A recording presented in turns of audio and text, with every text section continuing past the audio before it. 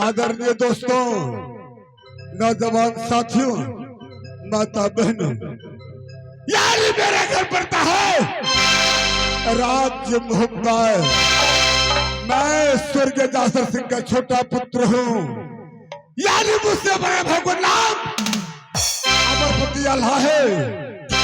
यानी मेरे दोस्त राजपेरी को रहने वाला जिसका नाम है देवाधा। अफसोस होता है भगवान, अफसोस होता है। एक समय की बात है जब मैं सिर्फ 5 साल को थे और मेरा दोस्त 6 साल को था। उसी समय की कहानी है मेरे दोस्तों। मैंने बनबवरी में 700 गौ माता चलाते थे और वो जात का ब्राह्मण नित्य दिन गंगा स्नान करते थे। मैंने उस रास्ता को रोका। मैंने कहा ब्राह्मण कहाँ जा रहे हो? ताना का बोली पवना मार लगे भैया। ताना को बोली ने सहज राजपूत बात बात में पत्रस हो गए। बातें मुठा खुरपात पूर्वक लड़ाई जंगी रुदल को सभापति मानिए कहना हमारा मगर उठी के लगते गा भैया।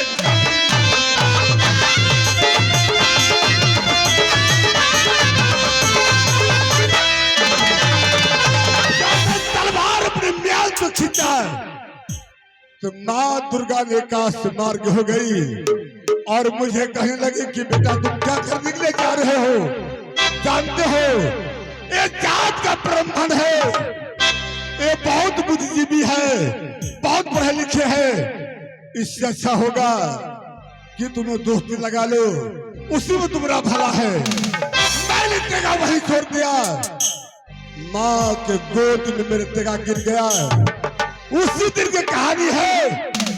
यानी मेरे दोस्त अरे दोस्ती लगाया पल कदली में जोड़ा जोड़ी दोस्ती सभापति लिए हो लगाए।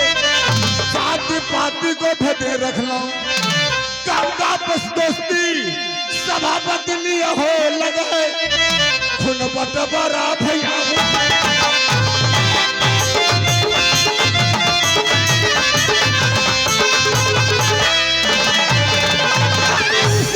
दोस्ती आ रहा है राजपेरी वाले से। मुझसे कह के गया कि हे मेरे दोस्त मैं तब तक ले जा रहा हूँ कि जब तक मेरे पिताजी स्वस्थ बीमार है मैं राजपेरी जा रहा हूँ। मैंने कहा कि दोस्त तुम जा सकते हो, क्यों तो दुनिया के अंदर सबसे अधिक धर्म माता पिता को सेवा में लगा है। मेरे दोस्त जाओ पिता को सेवा करो। परंतु आज 1 मास बीतने जा रहा है न मरा भाई खेल तमाशा न मरा भाई भैया यो सती के यो सेज मन तो रहे भैया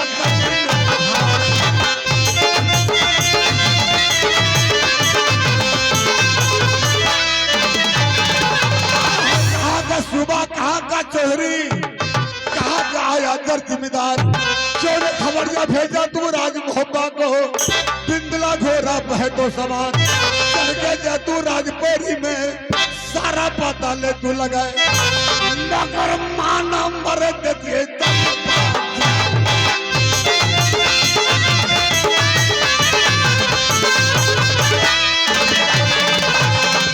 जब से जन्म लिया धरती पर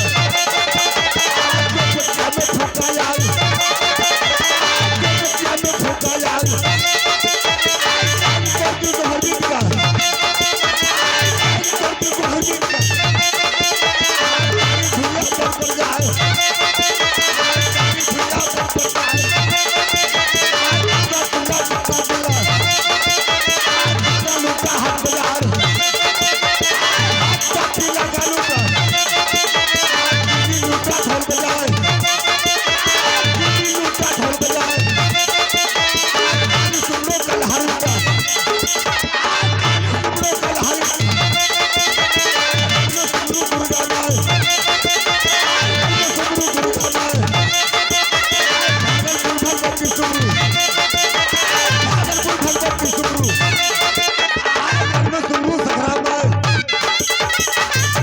सखरा माई, आज सखरा माई जा भर के करते, आज सखरा माई जा भर के करते, गोली छूटे, गोली छूटे,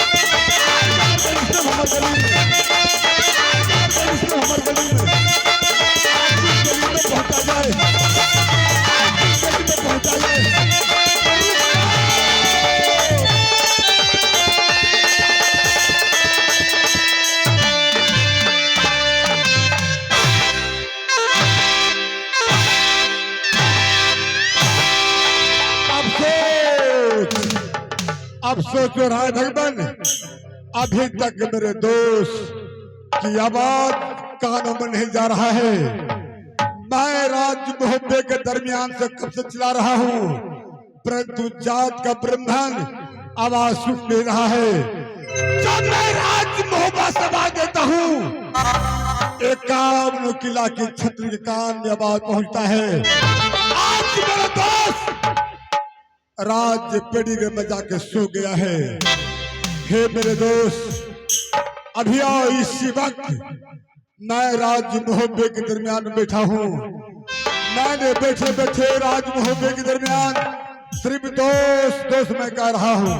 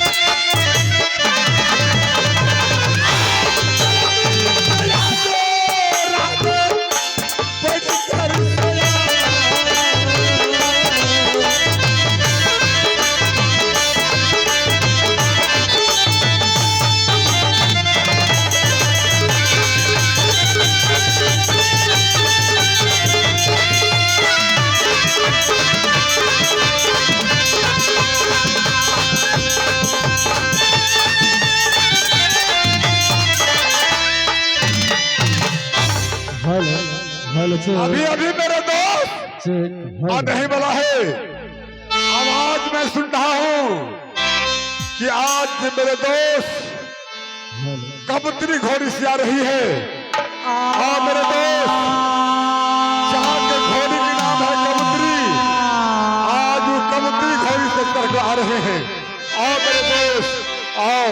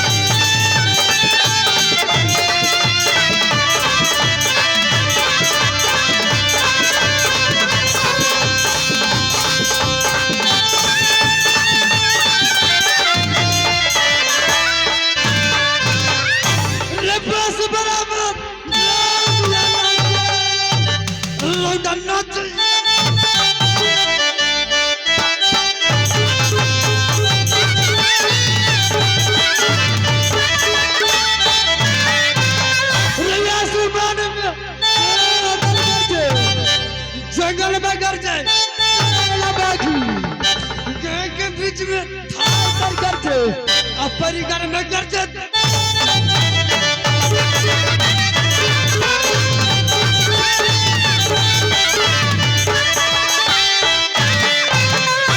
आदर्य से अद्भुत ये राज परिकर है और मेरा ही नाम देवनंदन पंडित है। मेरे पिता साहब का नाम बूढ़ा भीखन पंडित है। मेरा दोस्ती कहा तो राज मोहब्बा जिसके नाम से धरती डगमगाने लगता है, जिसके नाम से सूर्य भाग आकाश में जाता है, जंगी वीर जिसका नाम है। क्योंकि हे भगवान मेरे दोस्ती हुए पूरे 22 बरस हो चुके हैं। आज मेरे दोस्ती ऐसा अटूट है, इस भारत भूमि पर ऐसा दोस्ती मैं कभी नहीं देखा। मैं भगवान शिव जी से यही वरदान चाहता हूं कि मैं जब भी मिलूं और जब भी इस भारत भूमि पर जन्म लूं तो मुझे दोस्ती के रूप में जंगी वीर उतर चाहिए और उसका सिवा कोई नहीं। हे भगवान ईश्वर के दया से मेरे पिता साहब मेरी माँ भी बहुत अच्छा है। बस एक ही बात का चिंता है, अगर मैं एक दिन की छुट्टी लूं तो हफ्ता रोज राज परिगर में गुजर जाता है। क्योंकि माँ और पिताजी अब वृद्ध हो चुका है, उसे अपना ख्याल नहीं रखना आता है। क्योंकि हर पुत्र का इच्छा होता है कि अपनी माता पिता का सेवा करे, अपनी माता पिता का ख्याल रखे। और मैं तो जात का ब्राह्मण ठहरा, क्योंकि जितना मुझे मेरी माता पिता का चिंता रहता है भगवान, इस संसार में किसी भी पुत्र को अपनी माता पिता का चिंता नहीं होगा। आज पूरे हफ्ते रोज गुजर चुका है दोस्ती से छुट्टी लिए हुए। ना जाने मेरे दोस्ती सिर्फ देवा देवा का नारा लगा होगा कि कब आएगा मेरा दोस्ती और कब मैं उससे मिलूं। हर पल हर दिन बस एक ही बात का चिंता रहता है, अगर हम दोनों दोस्त मिल जाए तो कामनो किला का छतरी थर थर कांपने उठता है। आज जंगी वीर उदल और देवा साथ में है, ना जाने किस किला का लुटेगा, किस राज पर चढ़ाई करेगा, बस यही सोचता रहता है। आज मुझे अपने दोस्ती के पास जाता हूँ और पूरे राज मोहब्बा का खबर जानता हूँ। आप भाग ले ये भी है ये भैया जी।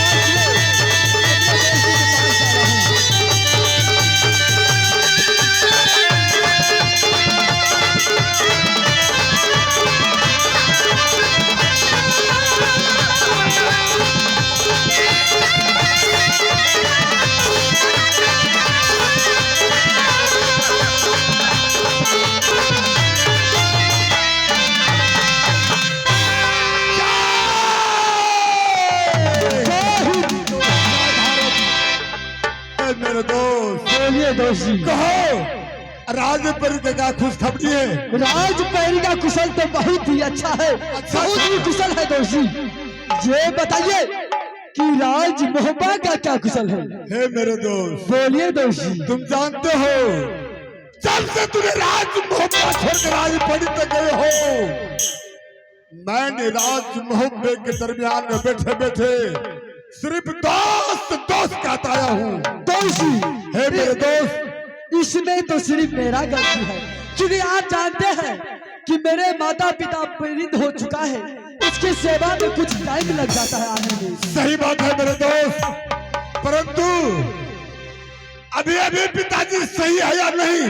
अभी तो बहुत ही सोचते हैं। यानी अभी पिताजी ठीक है? ठीक है अभी दोस्त जी। हे मेरे दोस्त, बोलिए। ऐसा होना चाहिए दुनिया के अंदर जहाँ भगवान की कृपा है, जहाँ माँ भगवती की कृपा है, राज मोहब्बा राजपेरी कुशल से है। क्यों मेरे दोस्त? बोलिए। चल बोल। अरे दोसा ए जी दोषी नरमी बोली में दोषी रूतल बोला। अच्छा अच्छा, अतर से देवे दिया जवाब।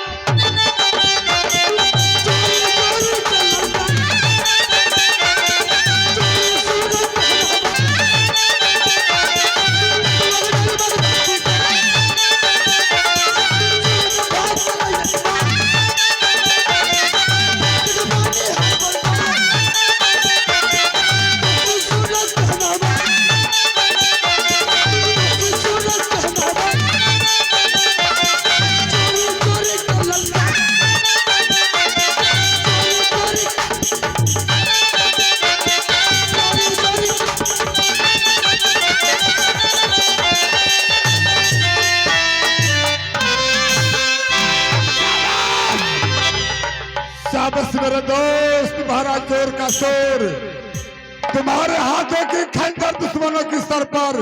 जी नहीं, तूने हाथ ही वक्त कह दिया, नरमी बोली मेरे दोस्त जी बोला। जानते हो मेरे दोस्त? बोलिए। किरका मैया पाखी न जन्मो,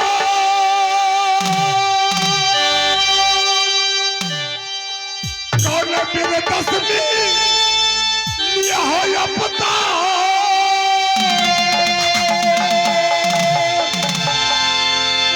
बात तुनार पियो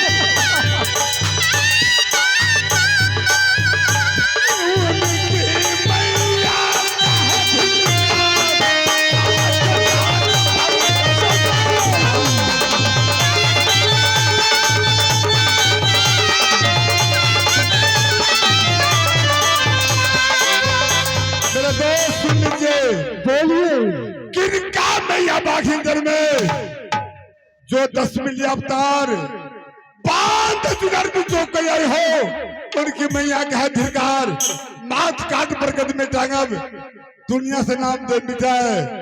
आज तक कोई माँ पैदा नहीं किया, अपनी गर्भ से पैदा नहीं किया, ताक मेरे कब्जा को थमेंगे। मर गया भारत भूमि में, मर गया ये काम की खतरी, ताकि मेरे कब्जा को थाम सकेंगे। जी नहीं हे मेरे दोस्त, बोलिए पारखी। चल मेरे दोस्त आगे बढ़ाओ। दोषी हाँ, अरे दोसा ये सावन सहला चलो बांधे तो दृष्टि चलन बिना करे भादो गंगा सलाम एज पर के सजिया चलो भोगे।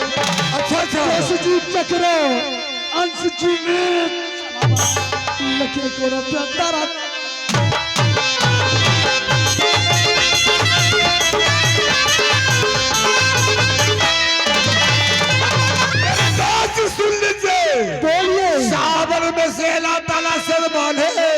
अच्छा जिसका घर है बनारस श्याम, क्यों नहीं? बूढ़ा को दाढ़ी दोनों बीता को, जिसमें बुलबुल खोता लगा है, 9 से बेलिया हरते मर गए, 10 सुनो पैरी गरबा,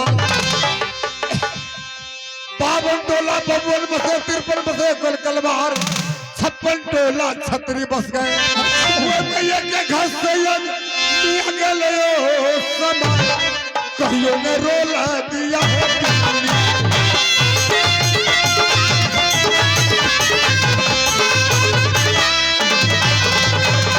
अपन बिघा को रबना लागे तापे बच दिया बैठा है, नितिन नवाज बूढ़ा पड़े जिसका घर है बनारस श्याम। मेरे दोस्त बोलिए। यानी 52 बेटा 53 नाती पर पोता करना है ठेकान, 52 बिघा को रबना लागे तापे बच दिया बैठा है, नितिन नवाज बूढ़ा पड़े जिसका घर है बनारस श्याम। मेरे दोस्त 5 बरेली को चावल लागे, छटा रहा मूंग का दाल, बने कसौनी जो कटहल का, जो नमून का बने अचार, मगर परे से फुहारा दो से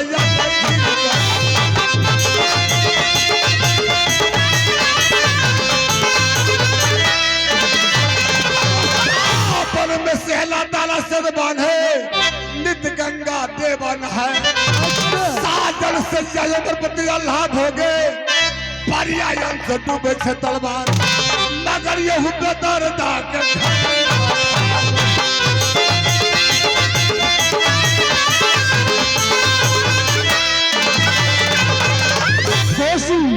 चल बता मेरे दोस्त। दोषी राम रमैया कृष्ण अच्छा अच्छा तपीनापन में ठेल बचाए, जो कयो बर मांगे शिव शंकर के, तो कयो बर मांगे श्री भगवान, जो कयो बर मांगे भैया अमरपति अल्लाह के, तो कयो बर मांगे हृदय परमान, लेकिन कयो बर मांगे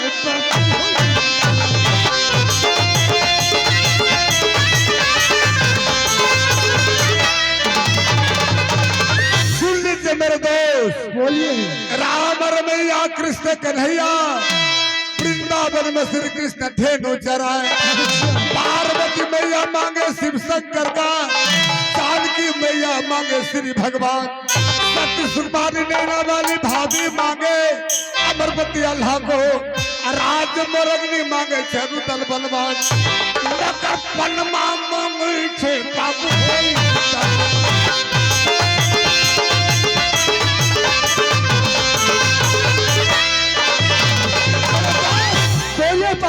उतना समय नहीं है, कहानी कहते रहेंगे तो रात भी ढल जाएंगे। ये तो सच बात है मेरे दोस्त। चलो जहाँ प्रभुया की अदालत है, आज प्रभुया के चरणों में अधम सर पापी लगा करके या तो किसी देश या किसी जंगल के ओर चलूंगा मेरे दोस्त। चलो प्रभुया के पास चलिए, आप भाग रहिए।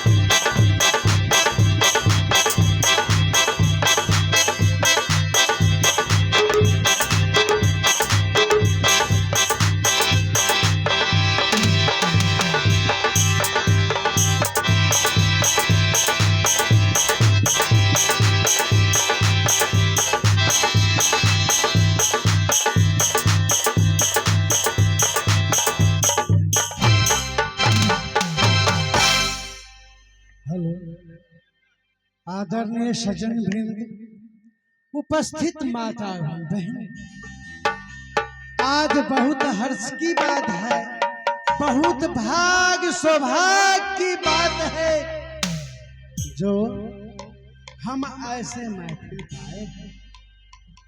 हे श्रोता भगवान, आप लोग शांत पूर्वक कृपया सबसे पहले हमारे भाई, हमारे बुजुर्ग, माता एवं बहनों सब अपने अपने स्थान होकर के बैठ जाए। और चूंकि आप लोगों के सामने यह तहसील का मालिक आपका नाच आला उधर साथ ही यह बच्चे लोग सब आपके सामने में गाने में बजाने में हर चीजों से त्रुटि होंगे उसको, क्योंकि बच्चा समझ करके क्षमा करना। और मैं अभी आप लोगों से 2 मिनट का समय लिया जा रहा हूं, यह कार्तिक भगवान का कुछ गुणगान कर लूं और इसके बाद आप लोगों के सामने में खेल स्टार्ट हो जाएंगे। सदा भवानी दाहिनी एगी सनमुख रहे, अब 5 देव मिल रक्षा करे तो ब्रह्मा विष्णु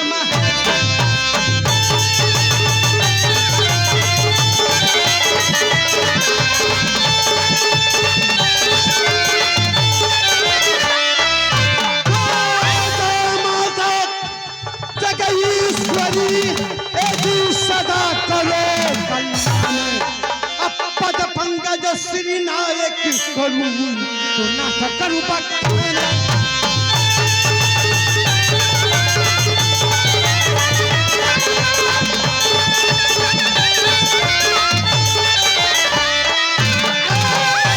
नाटक करूं बखान, एजी ध्यान में सुमरो सरस्वती मैया, केवल आस तुम्हारी है मैया तो पार लगा दे मैया।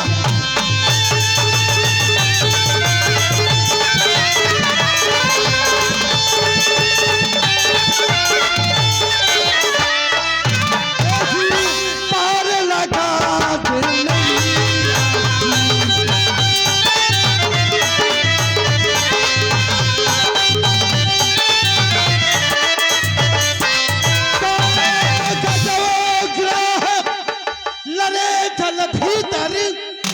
सुनहु गोहराई गोसाई, अब भरे सभा में चिर बढ़ा कर तो द्रौपदी लाज रखाई।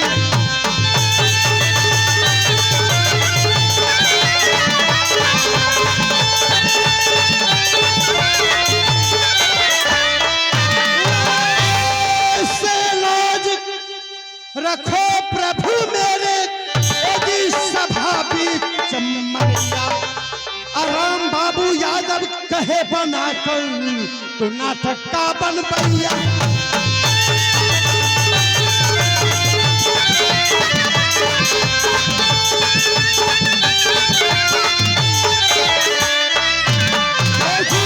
नाटक का बन भैया।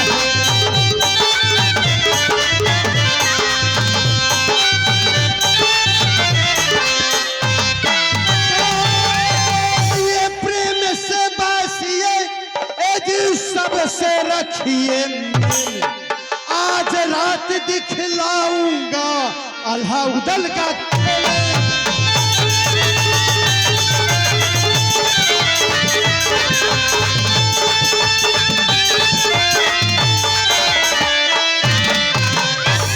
ये श्रोता भगवान, मैं कुछ भगवान का गुणगान कर लिया।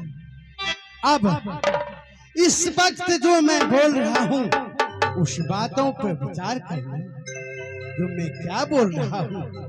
अभी अभी ए राज महब्बा है साथी, राज महब्बे की मैं राजा हूं, राजा हूं। मेरा ही नाम सम्राट अमरपति है। साथी मेरे पिताजी का नाम एकावन किला के पन्ने पर लोगों ने जानता, जो स्वर्ग वीर जासर सिंह, वीर जासर सिंह। साथी 51 किला की लोहा छतरियों जांचने के लिए यहाँ मेरे पिता का पास आता था, तो जांच करके यहाँ से ले जाता। साथी मैं 2 भाइयों की भैयारी हूँ। हमसे छोटा भाई जो है सागा, उनका नाम सब लोगों जानता, जंगी रुदल, जंगी रुदल। मेरे भाई कोई लुटेरा नहीं, कोई डाकू, कोई हत्यारा नहीं। और उनका दोस्त, एक जिगर का दोस्त, पारीगढ़ वाले देवनंदन। साथी मेरे भाइयों को देश देश से जहां अत्याचार होता, वहां से पत्र लिखता और पत्र भेजता राज महब्बे, जो यहाँ पत्र देख करके मेरे भाई गरीबों लोगों को जहां अत्याचार करता है, वहां जाकर के समझा करके गरीबों को जान बचाने के लिए करता। मगर करूं तो करूं का यह राज महब्बे ने पारसमणि पाथर दिन रात में चिंतित में रहता। साथी क्योंकि अब मुझे वृद्धावस्था आ चुका है, इसलिए यह पारसमणि पाथर में गुण क्या है साथी, लोहा में भिराने से सोना बन जाता है। इसलिए देश देश का छत्री तरसता है, तो कब राज महब्बे से मैं पारसमणि पाथर लूट लूं, मगर नहीं। पारसमणि पाथर जब तक मेरे भाई और मेरे भाइयों का दोस्त देवनंदन रहेंगे, कोई माय का लाल का हिम्मत नहीं है तो पारसमणि पाथर ले जाना। साथी करूं तो करूं क्या, घर छोड़ता हूं तो बाहर नहीं, बाहर छोड़ता तो घर नहीं। मंत्री दरदबान सब कहां लहना तगैदा करने के लिए गया, अभी तक नहीं आया। और मेरा भाइयों को 1 सप्ताह गुजर चुका है, हो सकता है कौन किला में लड़ाई वापस नहीं आया। थर थर थर थर थर चले जा, मुझे कांप रहा है। याद आई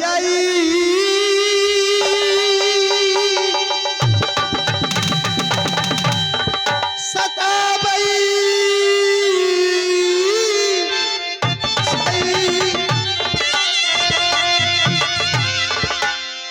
बाबू पर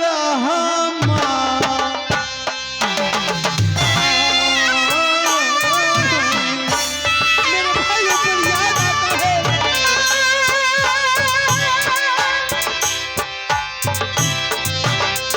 एक सप्ताह गुजर चुका, मेरे भाई राज महब्बे नहीं आया है। थारा थारा पापई बाबू पापई छऊ करे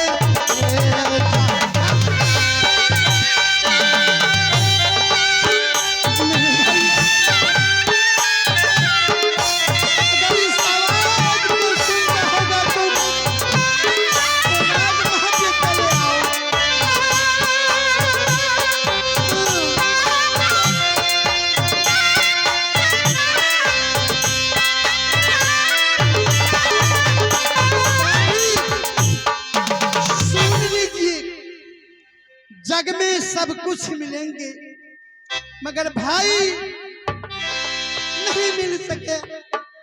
इसलिए हमारे परिवार में बहुत उलझन होता है।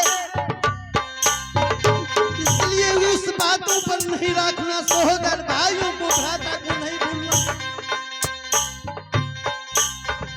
सब कुछ मिलत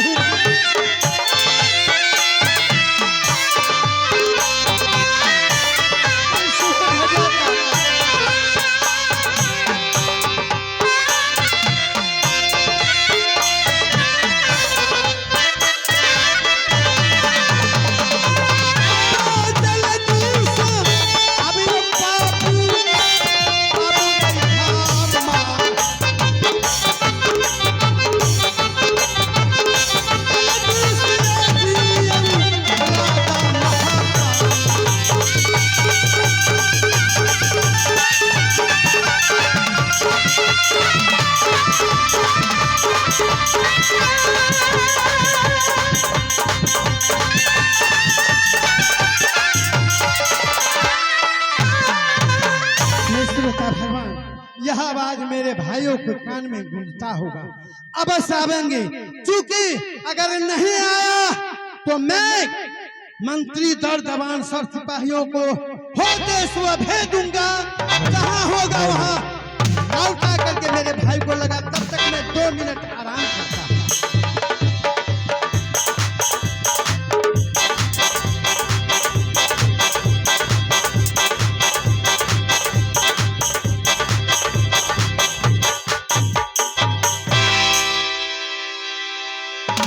मेरे भाई साहब देवनंदन, हाँ कहता क्या समाचार है दुलारी? मेरे भाई साहब, हाँ आपके चरणों कमलों की दया से राज परिगर बहुत ही कुशल है। कुशल कुशल। आप ये बताइए कि राज मोहब्बत का क्या कुशल है? क्या कुशल कहूँ, कुशल क्या कहूँ? दिन रात चिंतित में बर वक्त में रहता। क्या हुआ, क्या हुआ मेरे भाई साहब? क्या नहीं हुआ? एक दिन की छुट्टी लेकर के तुम दोनों भाई जाते हो, एक सप्ताह गुजर जाता। न जाने राज महब्बे में कोई छत्री यह पारसमणि पाथर पर धावा करे तो छत्री धर्म में पाटा लग जाए। जो राज भोपा में पारसमणि पाथर पर निकालू तो मैं यह बात को मानता हूं मैं देवनंदन। और सुनो, बोलिए। दोनों भाई मिलकर करके गया तुम किला पर लड़ने के लिए। बताओ, क्या मेरे भाइयों जंगी रुदल का कोई आफत आ चुका है? रण क्षेत्र में तू अकेले आए हो। हे नाथ, आप तो जानते हैं कि मेरे दोस्त कितना बलिष्ठ, कितना बलवान है। मर गया मैं का औलाद, कामरों के लगा छतरी मेरे दोस्त जी पर आग उठाने वाला है मेरे भाई। बस मेरे पीछे पीछे आ रहा है। हाँ नाथ जी।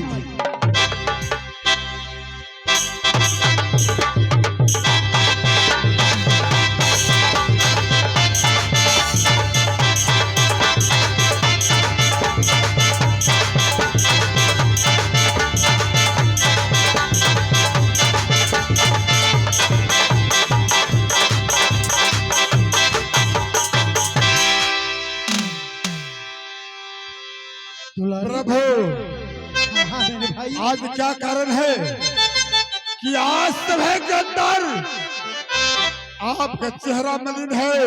क्यों नहीं दुलारे? सर की ताज झुक गया है मेरे भैया। क्यों नहीं? क्या ऐसे कारण है?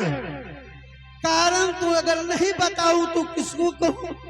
अगर अपना भाइयों को नहीं कहूं तो दुनिया वालों को किसको कहूं? तुम नहीं जानते हो, यह वृद्धावस्था में यह महब्बे राज चलाने के लिए तू हमें दिया। राज तिलक, मगर दुलारे तुम नहीं जानते यह पारस मणि पाथर लगाए हो इस श्राद्ध महापी में। किला का छत्र लहक रहा है, जो पारस मणि पाथर को मैं कब लूटूं? अरे भैया आप क्या बोल रहे हैं? क्यों नहीं? पारस क्यों मणि नहीं पत्थर बोल- उठाने वाले एकावन किला के छत्र कौन पैदा लिया है? यह बात विराट से भोबे की तरफ हम नहीं बताएंगे, नहीं। यहाँ तो हम दिखाएंगे। हाँ हाँ, यह बात तो है। अगर दोनों भाई जब तक तुम रहोगे तब तक कोई माय का लाल हिम्मत नहीं है तो पारस मणि पाथर ले जाना। आगे बोलिए पर भैया, रात बहुत हो चुकी है, आप कहना क्या चाहते हैं? मैं क्या कहने के लिए चाहूँ, आज एक सप्ताह से दोनों भाई तू घर आए हो, हाँ भूखे प्यासे तुम्हें ठोर सूख गया। बताओ राज महाबे में कमी तुम्हें क्या चीज का? राज मोहब्बे के हाँ, दरमियान कभी- कोई चीज का कमी नहीं है पर भैया। अगर एक लोटा पानी देने के लिए कोई दर्जमान सर सिपाही है? क्या राज मोहब्बे के अंदर में कोई नहीं है क्या? कहाँ है पानी? कहाँ तुम्हें? कोई मंत्री नहीं है? कहाँ है? ओ हे भैया, अपनी सिंहासन ग्रहण कीजिए मेरे दोस्त। आवाज लगाओ, आवाज लगाओ मेरे दोस्त। वो वन मुर्गी के बच्चा इस वक्त कहाँ है? उससे मेरे सामने हाजिर करो ताकि उपरांत आज वो कबीरा ने सुनाया है उससे आवाज दो। कहाँ है? क्यों नहीं पार्क? मैं उसी समय उस मंत्री को आवाज लगाता हूँ जो बड़े भाई साहब का अदालत छोड़कर ना जाने कहाँ छुप गया। आज सूरज चलाई आवाज मंत्री रे,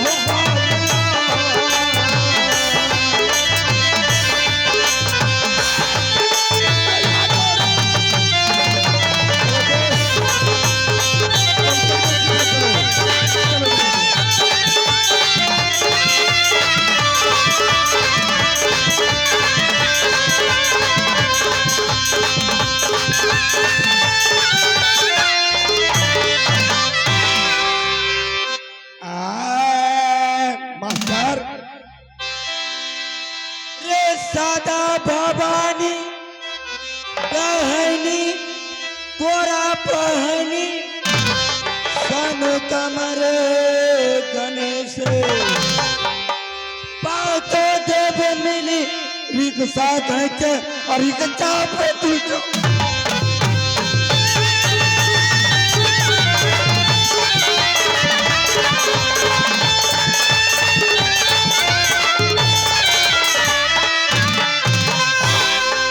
सीतापट के घाट पे परे सकल का भीड़े तुलसीदास साइकिल चलावे पंचर सट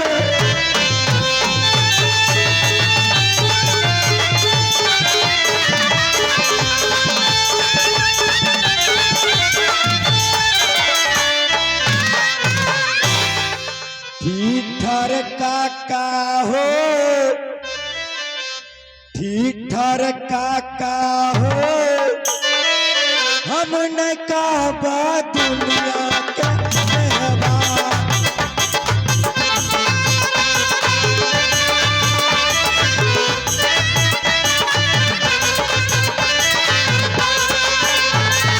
बाहर जननी बाबू करेला घर में पैदल हुआ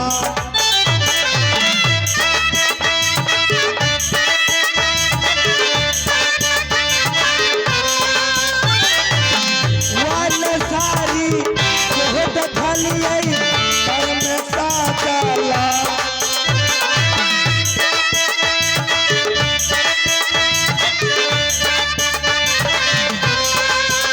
खिड़की वाला पलंग खाली खिड़की वाला पलंग खाली पीछे